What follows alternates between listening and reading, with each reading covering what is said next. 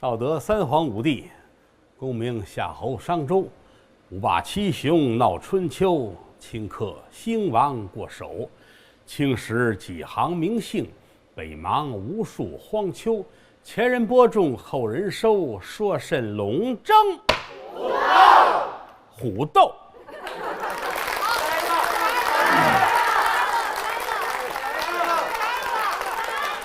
不来了，不来了！开心不开心？开心。那好吧啊，这个你们也不是为了听书哈，你们是为了练口才。太棒啊！以后无论是看什么演出，你们一定这样啊。要是不这样，让我知道了，我就看不起你。但是我不建议看电影的时候跟屏幕上的演员对话，因为会让人看不起的啊。多好玩啊！听书听相声，当然了，有时这个说相声站台上跟观众搭茬儿，真是没法的。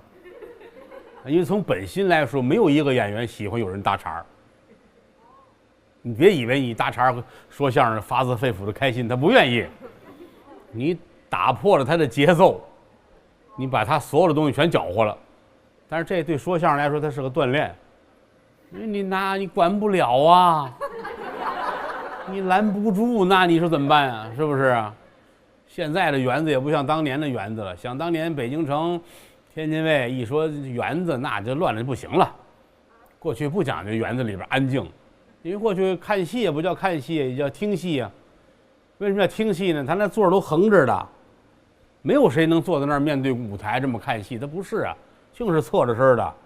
所以那会儿讲究听戏，就闭着眼啊，跟这儿聊天说话，那儿能听见唱，就老一听戏。据说嘛，清末民初，谁要说我们看戏去，还让别的观众笑话呢，外行啊，哪能看戏？那看得见吗？是吧？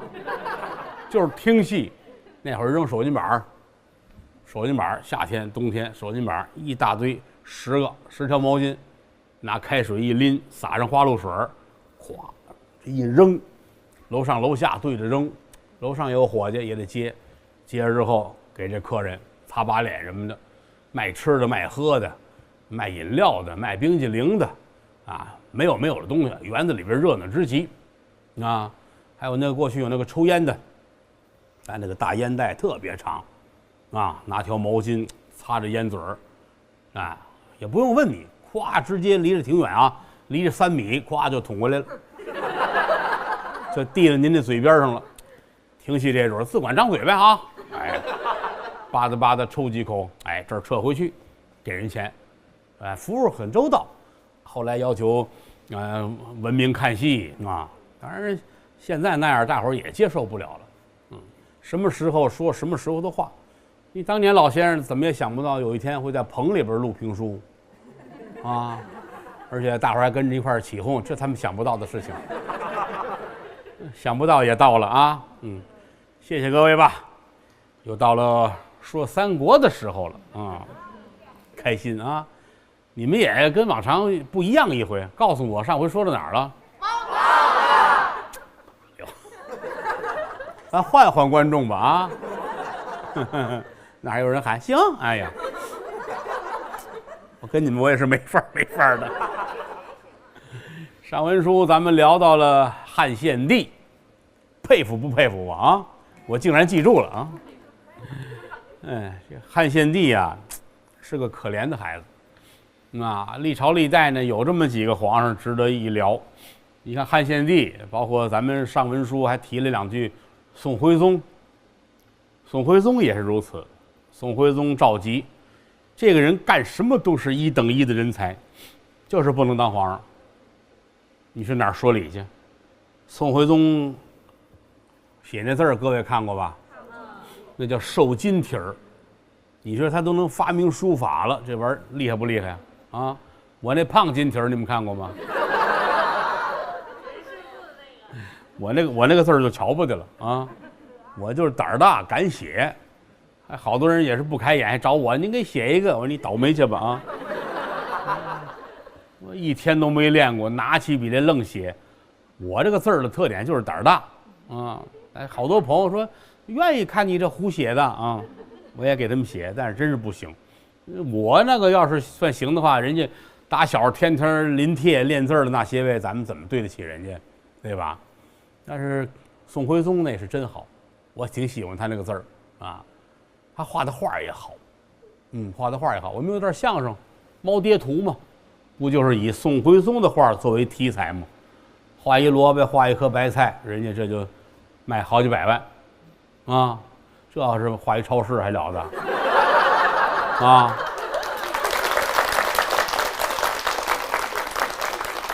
发了财了啊！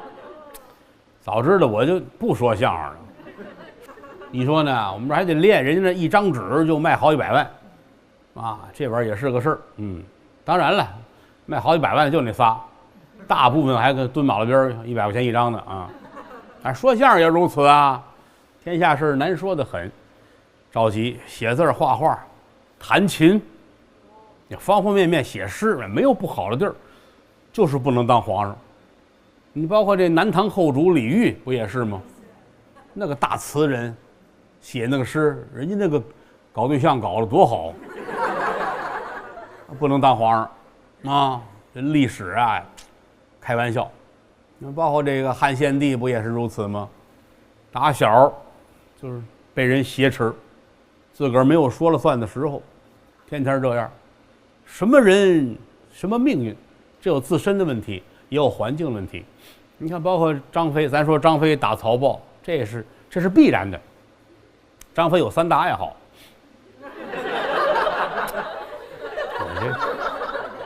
你们这样很不合适啊。是，于老师是有3大爱好：抽烟、喝酒、烫头。于老师这抽烟现在还行，也不是像原来那么勤了啊。他喝酒啊，后来想他不是为了喝酒，他是为了聊天儿，跟朋友们在一块儿，哎，一喝酒高兴，他爱这个。烫头呢是因为他岁数大了，他那个头发呀稀，不好看，一烫起来就呜啊。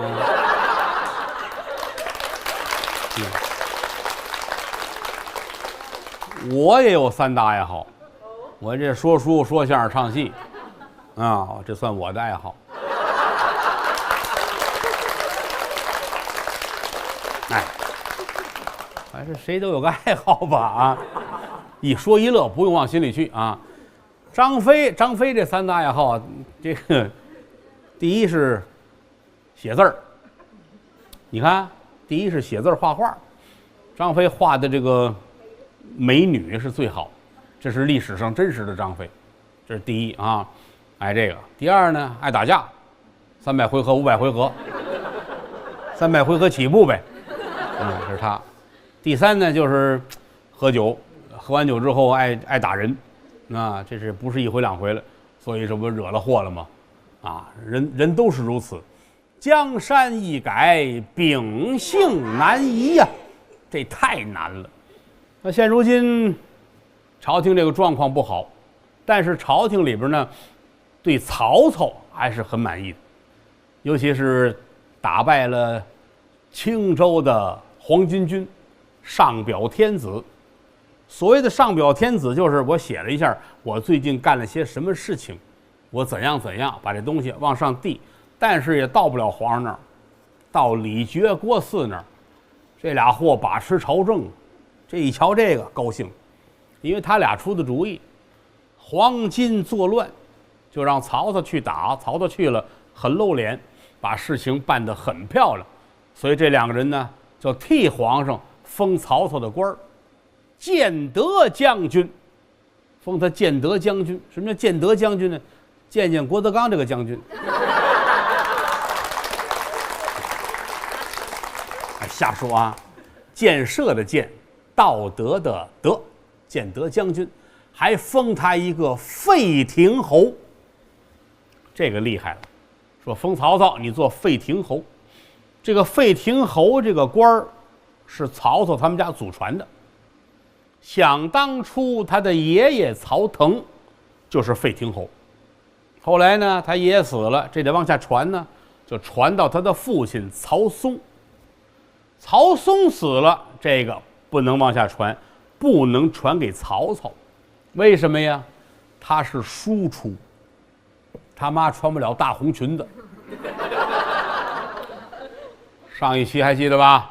哎，这家里边有正妻，就是那大媳妇儿，那个他生的孩子叫嫡出，不是他生的这个庶出。啊，曹操就是输出，软件输出啊，不是这个你就没有资格接受废亭侯这个职务。那么到现在呢，李傕郭汜把持朝政，给他，哎，让他当废亭侯，于法于方方面面都是不应该的，但是对这俩人来说不重要，开心就好，啊。让他当，曹操当然很开心了，啊，该谢恩谢恩，该领旨领旨，挺高兴。这个李傕郭汜这俩人啊，一天到晚的没有正事儿，咱们也说了，不如董卓。董卓是残暴，但是他自己残暴，他还尽量的让国家机器正常的往前运转，这俩不行，这俩糊里糊涂啊。你想啊，俩人实在没事干，咱俩封官玩吧。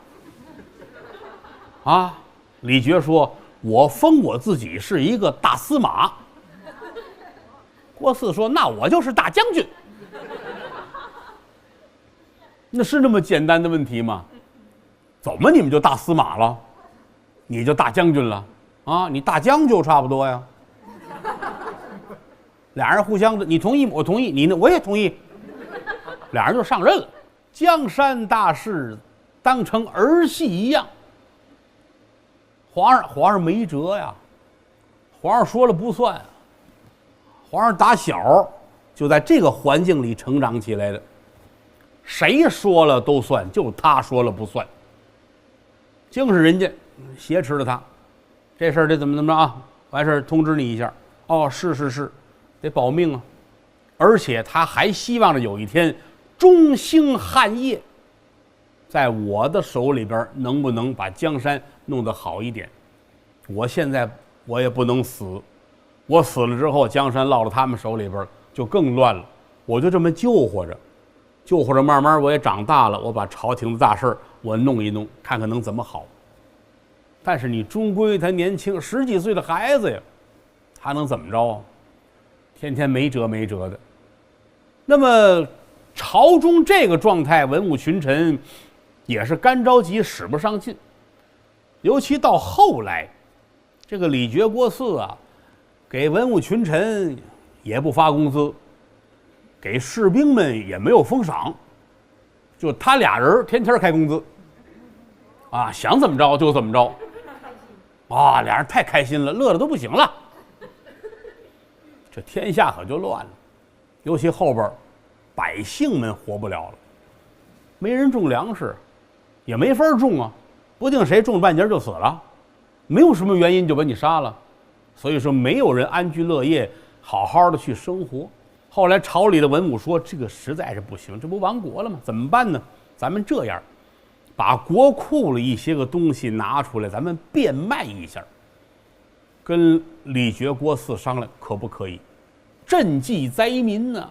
李傕郭汜很开心，卖清库，哎呀，把国库东西拿出来，夸夸一卖，他俩人留80%的钱，啊，他先截胡，剩下的再给百姓，那什么都不够啊，天怒人怨。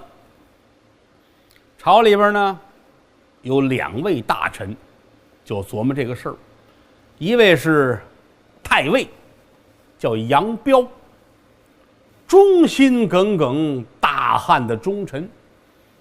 要说杨彪，可能您各位不熟悉，杨彪有个儿子叫杨修。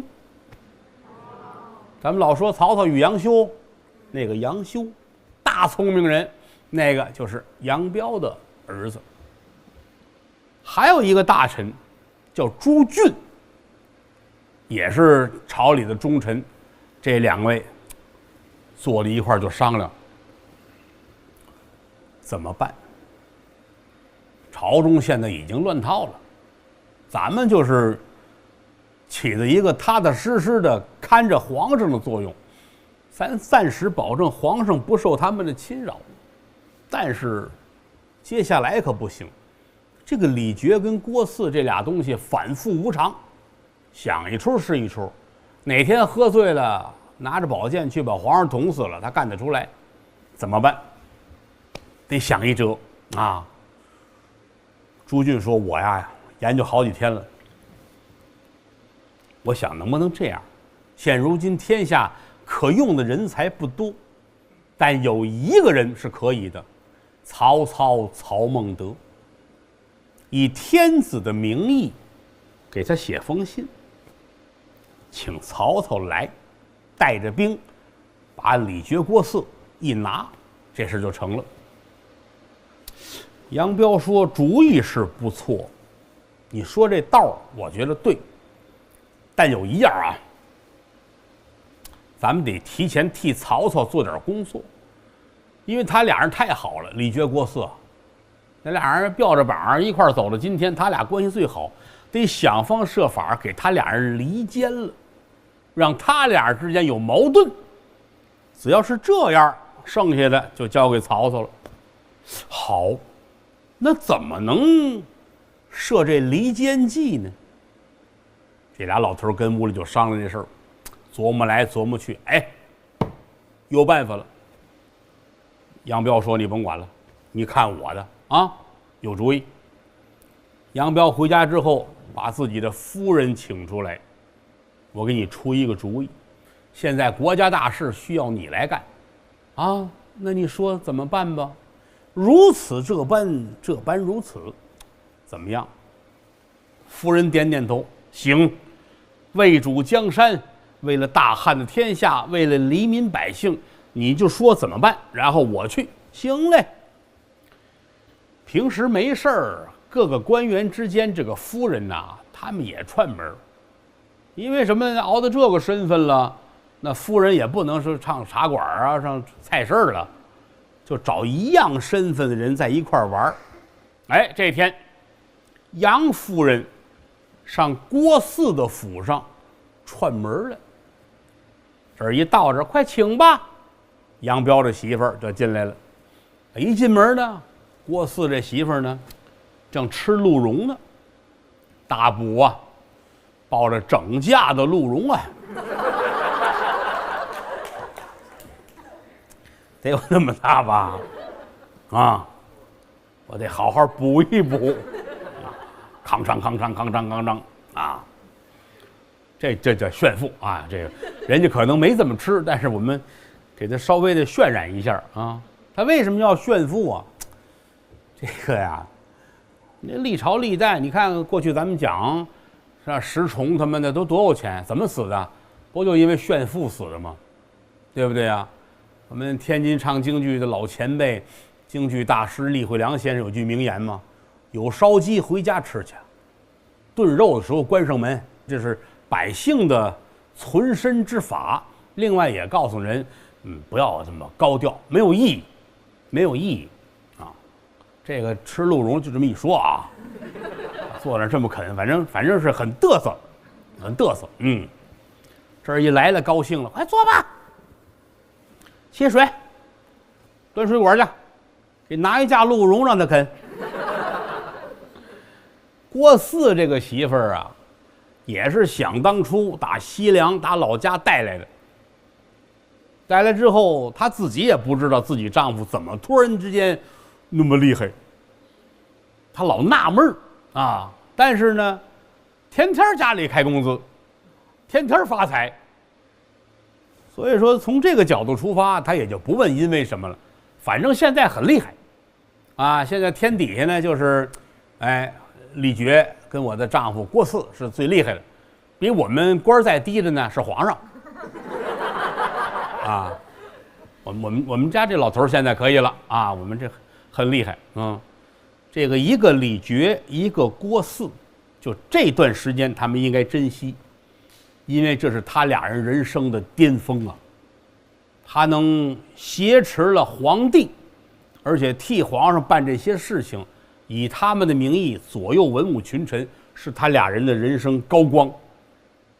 每一个人在人生中都有属于你的那一时刻，要珍惜，要珍惜，但是不要把它看得太重。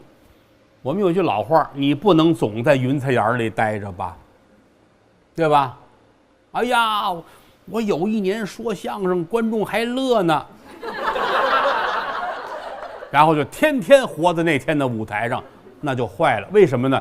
观众早忘了，就是你自己还记着呢，这就没有意思了，对吧？就想一想，我要在云彩眼里边，我在这个位置上，我要多交朋友，我不要跟人家大伙撇着辣嘴的啊。这样的话，我没辙了。我打天上下来呢，我地上还有哥们儿兄弟，你否则的话，你从那儿下来的时候，连接着你的人都没有，啪，这怎么办？李傕、郭汜，这会儿就是人生的高光时刻，在这会儿俩人都没交朋友。当然，书说的这会儿也交不了朋友了。为什么呢？杨夫人来了，杨夫人来坐这聊天吧，哎。都挺好的呀，好着呢。啊，你想一想，郭汜这个媳妇儿那个出身，平地一声雷，陡然而富，坐在这个位置上，他98%的人都会飘啊。杨夫人坐这儿，郭夫人坐这儿，聊闲天呗，也就是家不长理不短。聊天的过程当中，都是郭夫人在炫富，我这衬衣3万。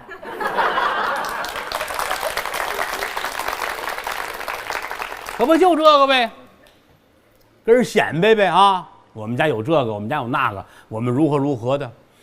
你要平时聊天，这个杨夫人不会爱听的，人家也不会上你们家来玩来。今天来抻出一个话茬来，就让你跟这儿卖拍，人家是有道理的。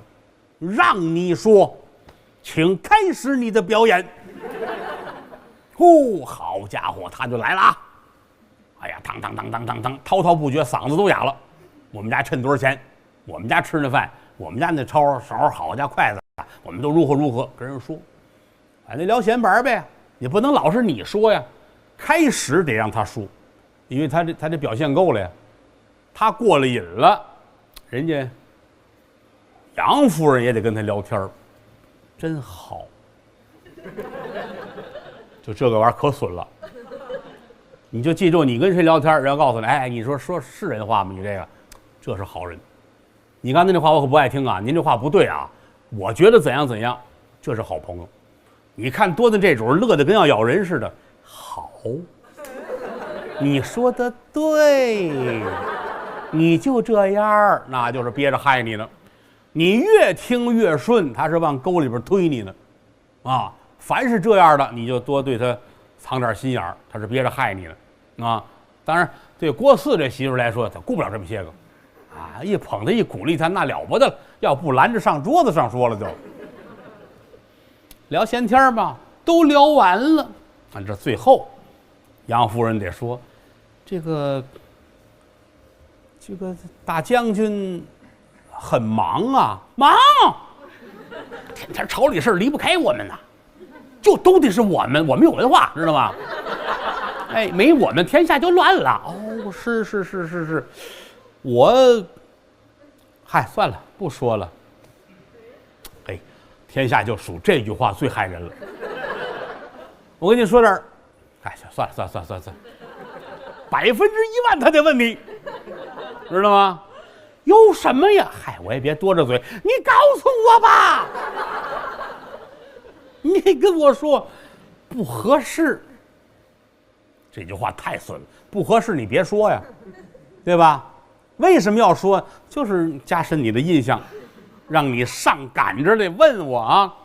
嗨，算了吧，我也是听来的，不准啊，不准你就抻茬了啊。算了吧，别，什么事儿啊？郭汜这个倒霉的媳妇儿啊，也是快说说，就爱听这个啊。到底发生什么事情？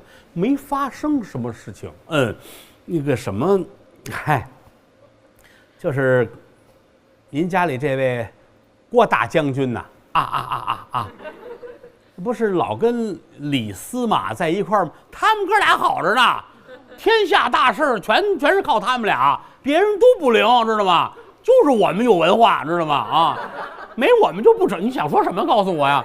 哦，是，他最近是不是老不回家呀？对，朝廷大事忙着呢。就我们不，你想说什么？他不回家，他可有原因。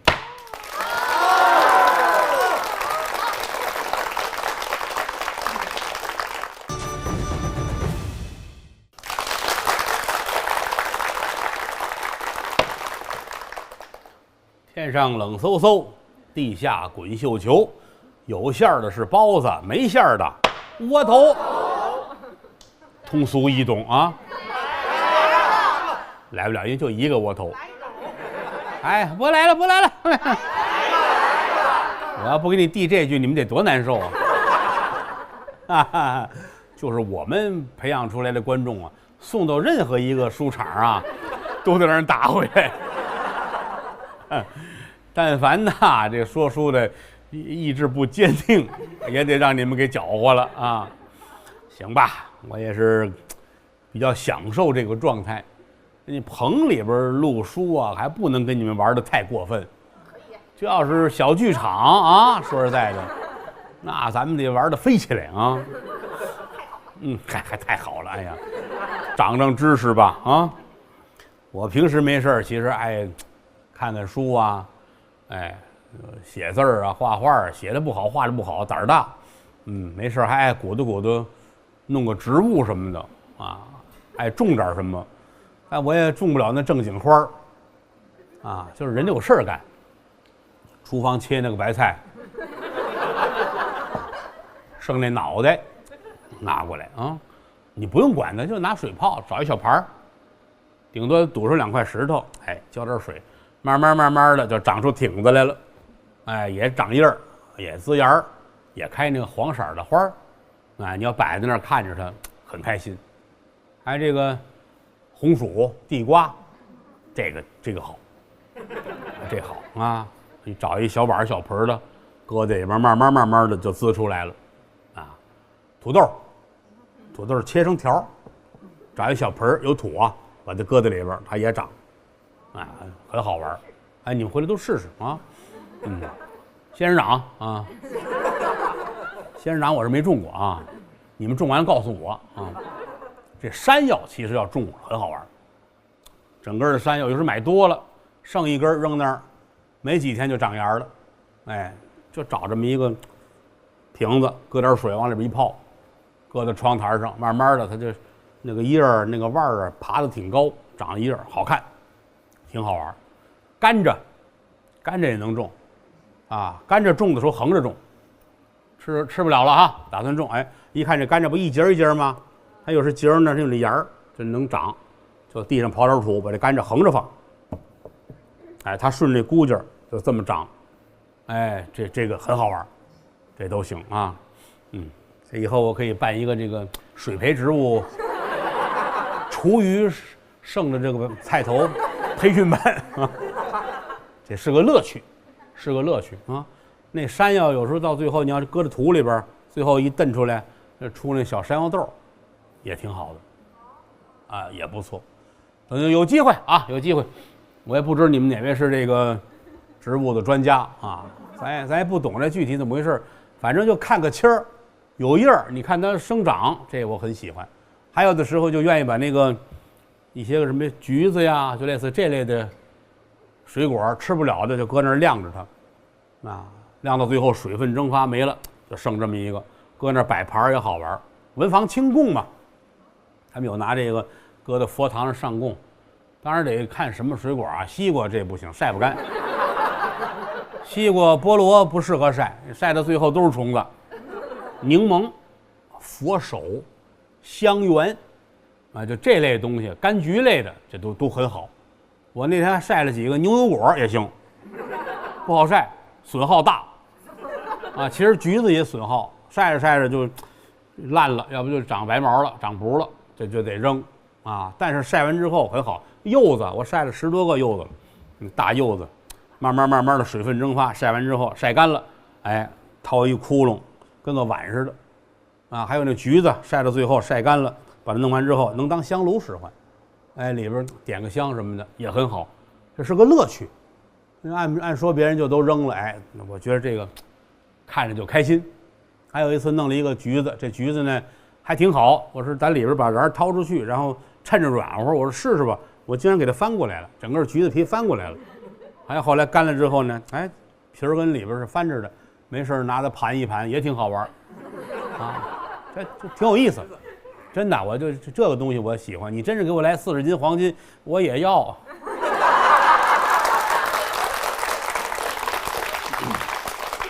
哎，不重要啊，就是人得有个事儿干啊。你看金圣叹呢，好多过去那个明清那个大玩家都有说法嘛，说这个人要是没有任何爱好的话，不能跟他交朋友。好了，那个有关这个文房清供的问题，改天再聊啊。就是尽量摘那些个能晒干的东西啊。之前有一次谁跟我说这个，说菠萝到最后能晒干啊，我也是一时糊涂就信了。好家伙，我就搁在那儿没动啊。开始看着还真是逐渐的萎缩，后来到跟前儿，呜呼，那些个虫子呀！而且这个菠萝呀，这个留了摊儿，时间长之后，那个就臭的都不行了。这说点别的吧，行了。接演三国，杨彪的夫人上郭汜家里面串门来，说出一句很重要的话，哪句呢？就是算了，我不说了。这个话最坑人了。哎，因为人都是好奇的动物嘛，越这样到底为什么呀？3问5问，一看火候差不多了。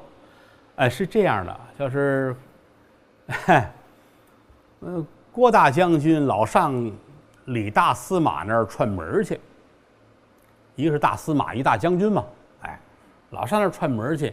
我可听外边风言风语，说这个郭将军去的目的是因为跟李司马的夫人关系不错。也不谁告诉他的啊，但是我这是听来的，听谁的呢？听他老头子的，杨彪设计的，我是听来的，可不准啊！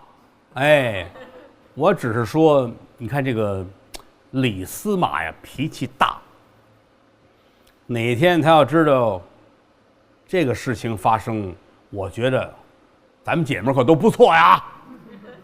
这一定要有这句话，各位啊，咱们姐们可都不错啊，你千万的留神，要不然对你们整个家族不利。哦，是，我说他最近不回家呢，你不刚说了他有文化吗？朝廷大事啊，你看这个挑拨离间，一定找准了合适的那个地方。你要跟他说别的，他不信；你说这个，他信。宁可信其有，不信其无。这儿说完之后，我就瞎说呀！哎呦，我不该胡说呀！啊，哎，只当我没说啊！我收回来了，话都收回，那能收得回来吗？但是得要这劲儿。啊，我把话收回来了，行了，回见吧，改天咱们再聊闲天儿。哦，您慢点吧。被杨夫人送走了。啊，郭汜这媳妇坐在屋里边。先把这架鹿茸放下。我说他不着家呢啊，他原来他好着呢，这就现在他这学坏了呀啊！他怎么能看上李傕的媳妇儿呢？李傕媳妇儿他好在哪儿？这可不行。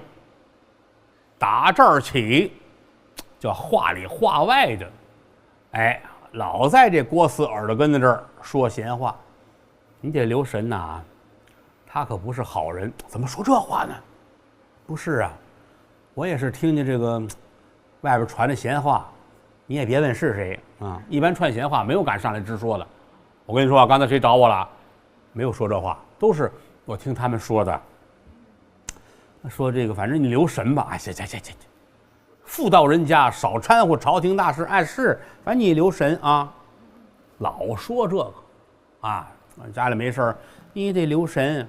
他们都说了，说这个李傕性情残暴啊，挟持天子，把持朝政，祸乱朝纲，这还了得？你糊涂，那不是我们俩干的吗？啊，是啊，那得留神，留什么神啊？这点事儿是我们俩一块儿，不是他这事儿干的都不合适。有一天他要倒霉了，可了不得，他倒霉咱也完呐，咱两家是一回事儿啊。你糊涂，是，反正你少上他们家去吧。我凭什么少上他们家去？我们商量国家大事儿。你，哎呦，我说你也不听啊，冤家呀你啊！行，你倒霉去吧你。天天就这出，你老这么说呢，这郭汜呢对这个媳妇儿还不错，就算不错，媳妇儿说什么呢，他也愿意听，但老说呢，他也烦得很啊。后来呢，媳妇儿就跟他说了，我跟你这么说啊，这些年我跟着你由打西凉出来不容易，走南闯北，东挡西杀，两军阵前我是没去啊。但是咱实话实说，我在后边在家里边给你操持的，我也不容易。你不能出事儿，你要出事儿了，咱们家就算完了。你听见了没有啊？我知道，你放心吧。所以说那什么，我给你出一主意，你以后尽量少在外头吃饭。我这个身份，我怎么能不在外头吃饭？你无论是朝廷大事啊，什么外边谈什么公务，完事儿回家吃来。你说这不像话呀！我那儿跟皇上谈事，谈完事我回来吃饭来，对不对？他不像话呀！你留神吧，外边人心歹，你知道吗？不定哪天就有问题了啊！啊，行，我知道了。这天，李傕呀找郭汜喝酒去。这郭汜呢就突然间想起来了，我媳妇说不让我在外头吃饭。有可能是真是疼我老夫老妻了啊！我不去了啊！我家里准备完了啊，毛豆花生都弄好了，大腰子都烤得了，我回家了。李傕也没往心里去啊！这一回家，郭汜媳妇高兴，好，真听话呀！啊，真听话，好，你就跟家待着挺好啊，别去了。一回叫没去，两回叫没去。3、4回叫吃饭都不去，李傕就纳闷了。哥俩很好，但实话实说，到现在为止，李傕对郭汜没有带心。哥俩一块儿做的这个生意啊，一路真是脑袋别在裤腰带上，走到今天，我们终于成功了，我们终于把持朝政了，啊，我们熬到今天，终于做了大大的奸臣。我们终于是坏人了，现在啊，我们哥俩是最好。李傕是真疼郭汜，对他好的不行。你怎么不来呢？你吃饭呢？胃口疼。哦，那行了。吃饭呢，肚子不舒服。哦。吃饭呢，昨天那酒还没下去了，反正得有个话呗。得告诉你我不去。郭汜说那不来，把饭给他送家去。真疼人啊！哎，李傕说那就给他炒几个菜吧，啊，做点好吃的东西，我吃什么他吃什么，我跟我好哥们儿同甘苦啊，给他送去。这饭送来了，送到郭汜的家，郭汜还挺感动，其实对我挺好，哥们儿兄弟一场啊，你看。人给我送来了啊！媳妇儿拦着，闭嘴！我没说话，不是不让你吃啊。那个你上屋去，一会儿再出来。郭汜上屋去了，一会儿再出来。怎么了？我上屋去，没事。这菜是哪儿的？这菜李傕送来的啊。好，牵条狗来。家里牵一条狗来，牵在这儿郭汜这媳妇儿拿筷子，原文上说家里豆豉，啊，甭管是豆豉吧，是肉吧，加一块儿，啪，喂狗吃吧。狗吃完了，杀青了，死那儿了，别狗，吐白沫，啊，死那儿了。郭汜就傻了，啊，这天下还有这种事情发生吗？我说什么来着？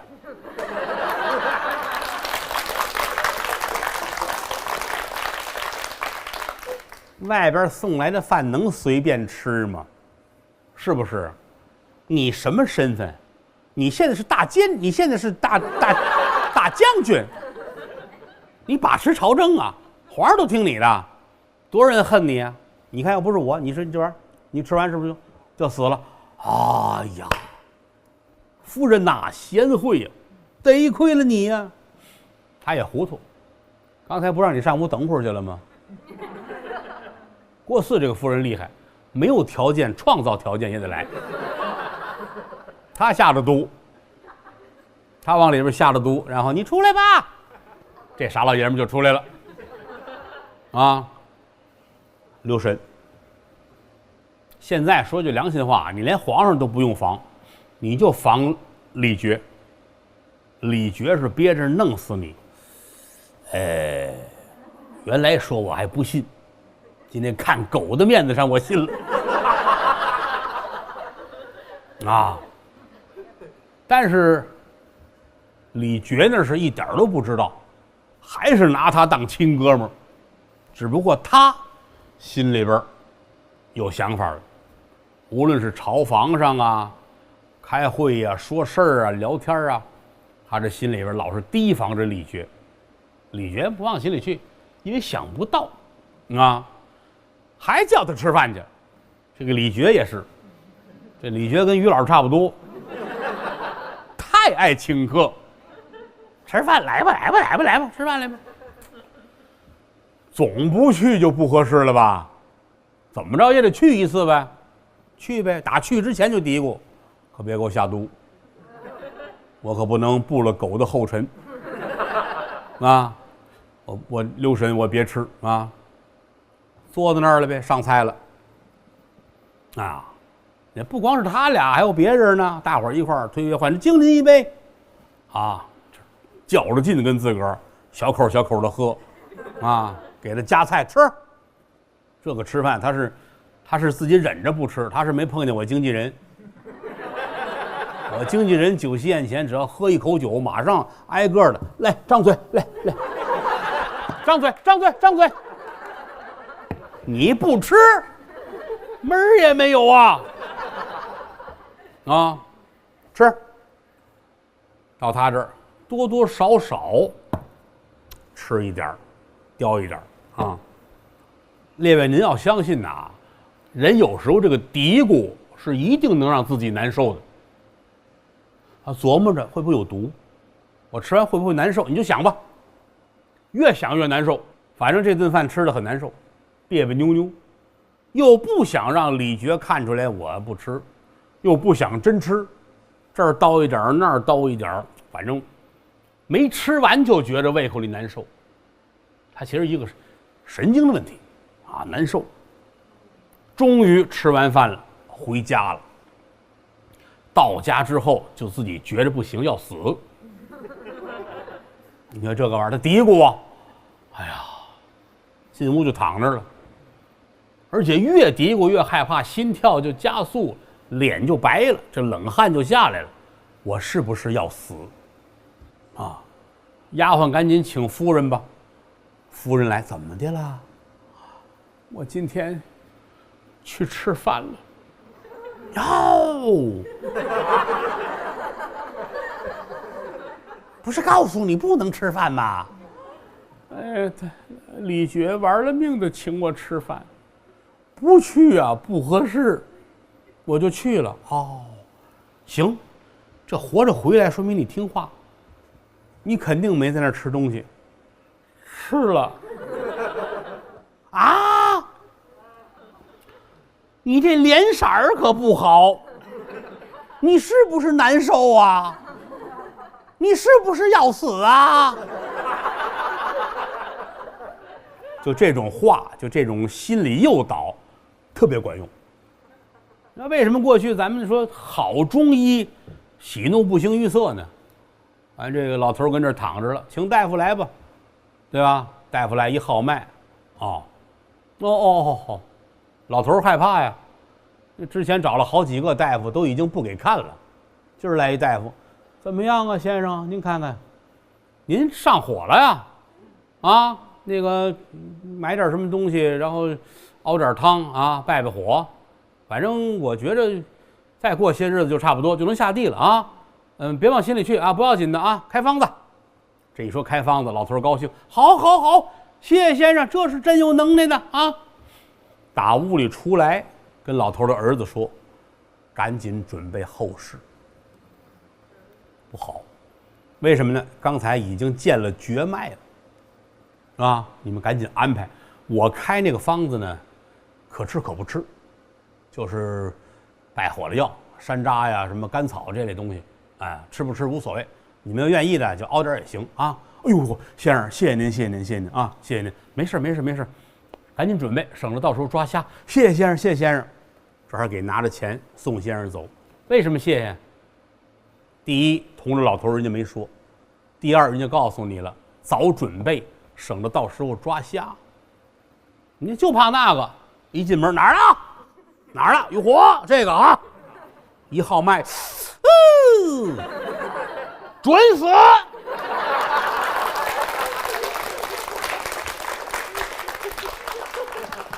你这儿没撒手，那儿就咽气了。你说他是病死的，是你吓死的，对不对啊？所以这东西很重要啊！你好多病人，咱别说什么，有的病人就是他又不知道，他还能多活些年；他一知道，就把自个儿吓死了。尤其这个，他本身自个儿就嘀咕，过世就嘀咕啊，怎么样啊？他媳妇看着要死啊！你这两口子怎么凑的啊？这话说完了，郭四眼泪都下来了。我没想到的事情啊！像我这一生容易吗？为国家昼夜操劳啊！当然他是没干好事啊！我怎么能够死呢？哎呦，缺德的呀！我就告诉你别出去吃饭去，你就不听我的呀！啊，不是你现在这一说呀，我这个肚子里边就难受的都不行了。估计这些个毒发作了。哎呀，气呀！你我夫妻一场，你救我呀！这事别喊，这要一喊出去，让李傕知道了，他就更高兴了。咱们就中他的计了。这个别嚷嚷，咱们自个儿家自己处理啊！怎么处理呀？我这怎么办？不要紧的，我倒知道一个偏方。哦，什么偏方？你得把它吐出来呀！吐出来你就好了。哦，怎么能吐出来呢？喝粪。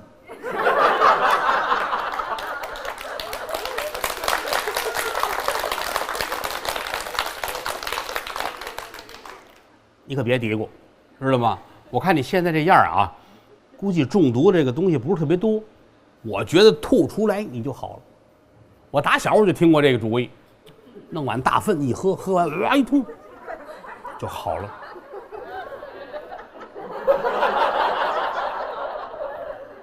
你叫我死了吧？你不能死啊！一家老小就指着你呢，你必须得喝呀！倒了霉的郭四，咽不下去。你要命？你还是要什么？我要命，还是的呀！你甭管了，你甭管了，我给你安排。来人呐！家里那有的是人呐，进来了。夫人，给大将军弄药去。哦，请郎中混账，请什么郎中？我就是郎中啊，我比狼还忠呢，知道吗？找个碗儿。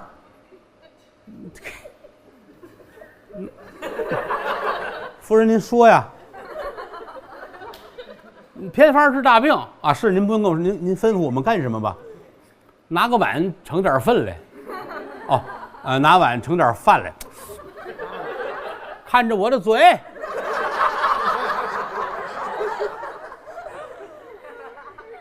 粪。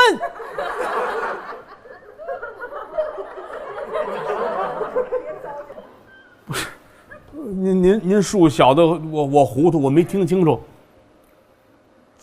什么？粪？大粪？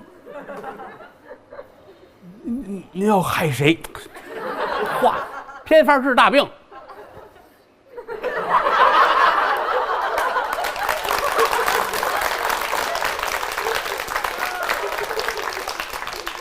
家里的下人们，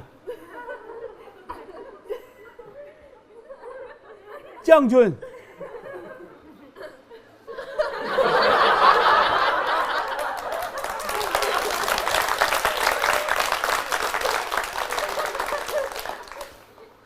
去弄去吧。哎呀，去吧啊，不着急回来啊。遵命。出去了。夫人这儿劝，忍着点啊，忍着点。就这一下，这下好了之后呢，咱们就没事了啊。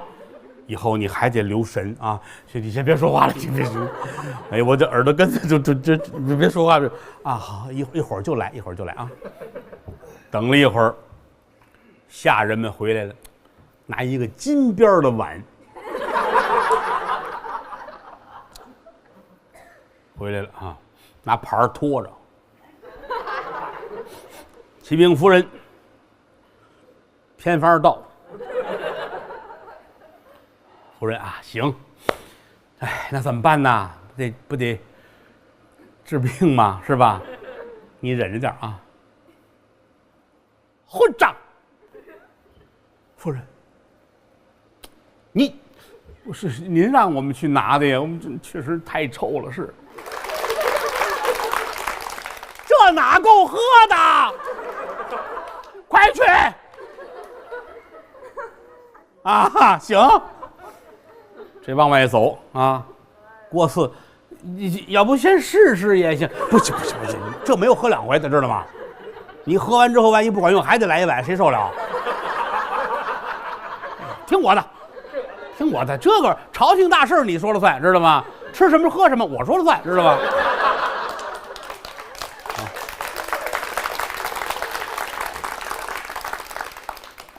倒了霉的郭四啊！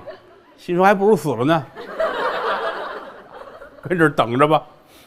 半天的功夫，又打外边，这下人回来了，哎，拖着一大托盘，大托盘里边一个大碗。启禀夫人，偏方到。夫人过来了。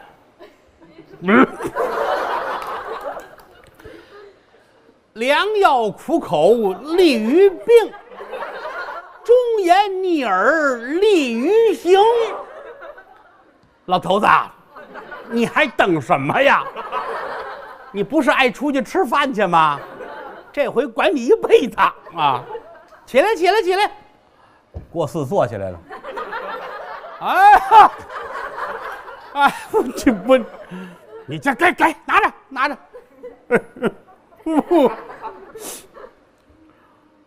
夫人，请去你的。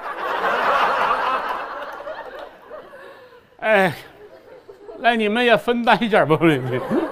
大将军，您得着吧哈，这东西它偏方治大病啊。